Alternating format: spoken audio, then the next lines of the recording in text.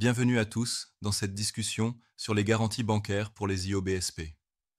Ce cours de formation est extrêmement riche et couvre, tant l'évolution historique que la mise en œuvre opérationnelle et les perspectives stratégiques. Oui, c'est fascinant.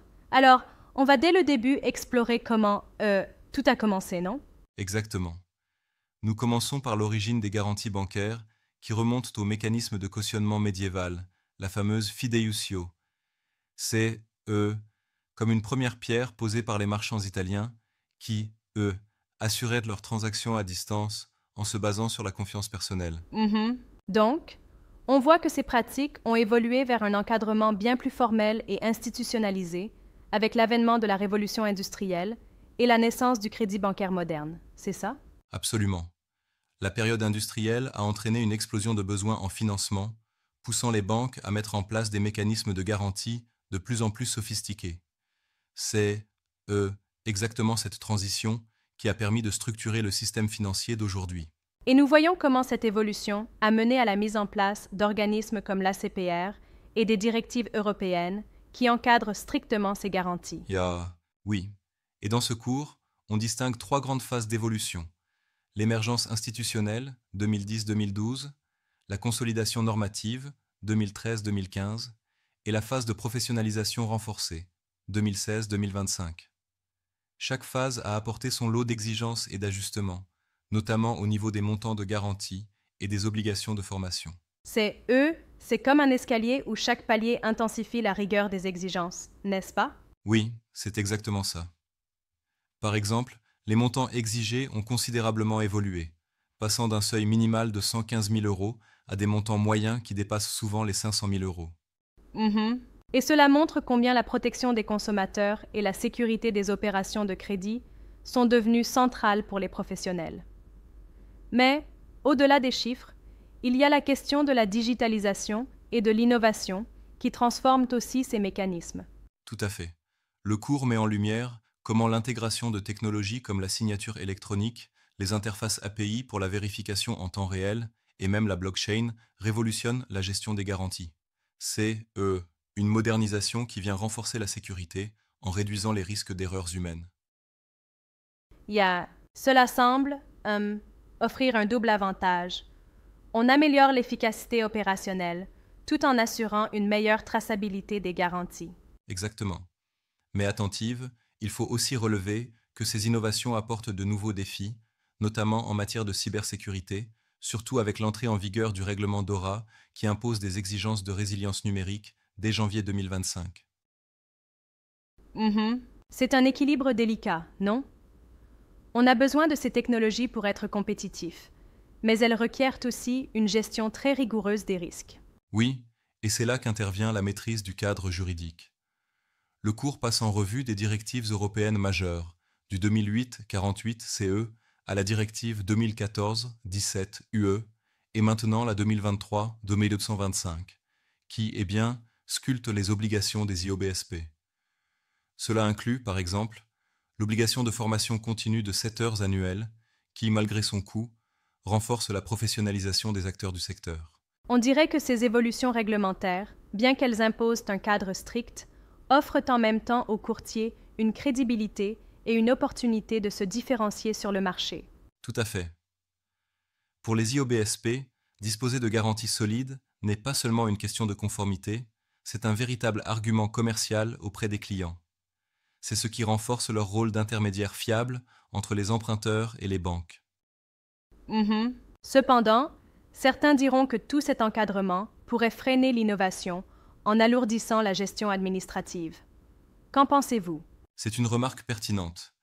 Pourtant, je crois que cette rigueur stimule en fait l'optimisation des processus commerciaux, en forçant les courtiers à maintenir une veille juridique active et à adopter des technologies innovantes. Cela leur permet de mieux sécuriser leurs transactions et d'améliorer leur performance globale. Donc, au final, on transforme une contrainte en opportunité stratégique. C'est bien ça. Oui, exactement.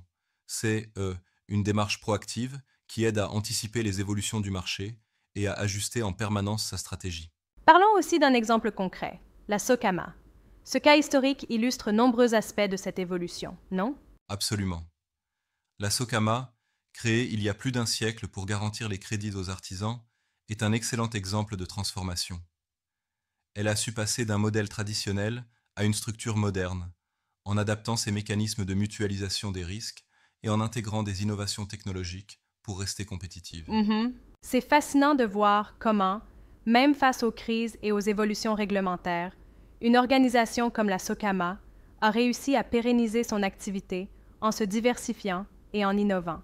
Oui, cette étude de cas montre bien l'importance des partenariats stratégiques et d'une culture d'entreprise solide. Elle illustre aussi la nécessité pour les organismes garants d'adapter en permanence leur modèle économique face au cycle de crise, un point essentiel souligné dans le cours. Et, au-delà de cet aspect historique et réglementaire, le cours insiste sur l'approche pédagogique progressive qui aide les professionnels à intégrer ces concepts de manière opérationnelle. Exactement. Il ne s'agit pas de connaître par cœur des textes ou des chiffres, mais de comprendre la logique et de savoir appliquer ces connaissances sur le terrain. Par exemple, la méthode de calcul des garanties ou les procédures de souscription sont détaillées pour offrir un guide pratique. C'est une approche qui semble particulièrement adaptée aux réalités du métier, surtout dans un contexte où l'environnement réglementaire évolue rapidement.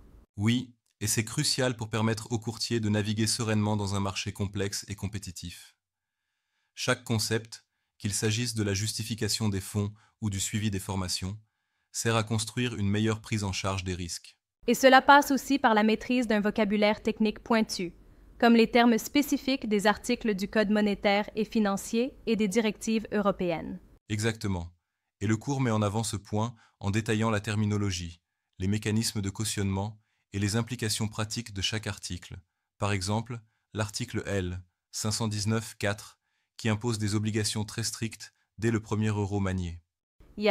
Cela donne une vision très complète, alliant théorie et pratique, de l'ensemble du dispositif des garanties bancaires. Oui. En somme, le manuel offre une boîte à outils unique qui aide non seulement à comprendre les dimensions historiques et juridiques, mais également à anticiper les évolutions futures, notamment en termes de digitalisation et de réglementation européenne. Et cette vision globale est, vraiment essentielle pour se démarquer dans un marché aussi compétitif, où la rapidité d'adaptation est la clé. Absolument. En fin de compte, ce cours ne se contente pas d'expliquer les régulations, il encourage aussi à transformer ces contraintes en véritables leviers de développement. C'est impressionnant de constater à quel point l'évolution de ces mécanismes, de l'époque médiévale à aujourd'hui, reflète une capacité constante d'adaptation face aux mutations économiques et technologiques. Exactement. C'est comme, une histoire en constante évolution qui nous éclaire sur la manière de sécuriser aujourd'hui les opérations financières. La compréhension de ces cycles, alternance entre libéralisation et re-régulation, est une clé pour anticiper les défis futurs. Alors, si je résume, ce manuel forme véritablement une référence complète pour les professionnels en combinant histoire, droit, innovation technologique et stratégie commerciale. C'est tout à fait ça. Il offre une compréhension profonde qui permet non seulement d'éviter les risques, comme ceux liés aux sanctions de l'ACPR, mais aussi de capitaliser sur ce savoir pour renforcer sa crédibilité sur le marché. Merci pour cet échange très éclairant. Cette discussion montre bien que, même avec des exigences strictes, il y a large marge de manœuvre pour innover et se démarquer dans ce secteur. Merci à toi, c'était vraiment enrichissant d'explorer tous ces aspects. J'espère que cette discussion aidera nos auditeurs à mieux saisir l'importance stratégique et opérationnelle des garanties bancaires dans un environnement en perpétuelle mutation. Absolument. En somme, pour tous ceux qui évoluent dans ce domaine, l'adaptation, la veille réglementaire et l'innovation ne sont plus des options, mais des impératifs pour réussir. Exactement. Et c'est l'essence même de cette formation. Chaque notion abordée, du calcul du montant des garanties à la mise en œuvre des procédures de souscription, vise à transformer les défis réglementaires en opportunités de croissance et d'excellence professionnelle. Une très belle conclusion. Merci pour ce partage d'expertise et d'analyse pointue qui, je l'espère, inspireront tous ceux qui souhaitent exceller dans l'intermédiation des crédits. Merci à toi également pour cet échange dynamique. À nos auditeurs, n'oubliez pas que, face à la complexité du cadre réglementaire, une approche proactive et bien informée reste votre meilleur atout. Bien dit. Merci pour cette discussion passionnante. À la prochaine pour explorer de nouveaux sujets tout aussi captivants.